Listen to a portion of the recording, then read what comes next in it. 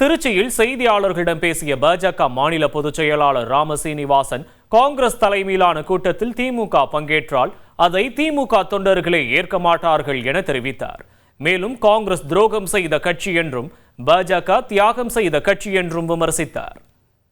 காங்கிரஸ் மாதிரி ஒரு துரோகம் செஞ்ச கட்சி நடத்துற கூட்டத்தில் திமுக போய் கலந்துகிட்டா திமுக அடிப்படை தொண்டன் கூட திமுக ஏத்துக்க மாட்டான்ல இல்லையா? அந்த கையெழுத்து போட்ட மை ஈரம் கூட காயல, அதுக்குள்ள அந்த ஒப்பந்தத்துக்கு எதிராக செயல்படுறதுமாங்களா? அது மாதிரி வெற்றி பெற்று அறிவிச்சிட்டு இருக்கிறாங்க. 5 எம்எல்ஏ காங்கிரஸ் ஜெயிச்சிருக்காங்க.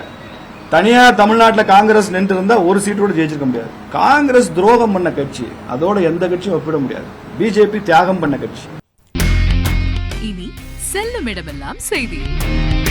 தந்தை டிவியின் வாட்ஸ்அப் சேனலை ஃபாலோ பண்ணினா செல்ல இருக்கும் இடமெல்லாம் செய்தி. இதோ QR கோட் இப்பவே ஸ்கேன் பண்ணுங்க, ஃபாலோ பண்ணுங்க.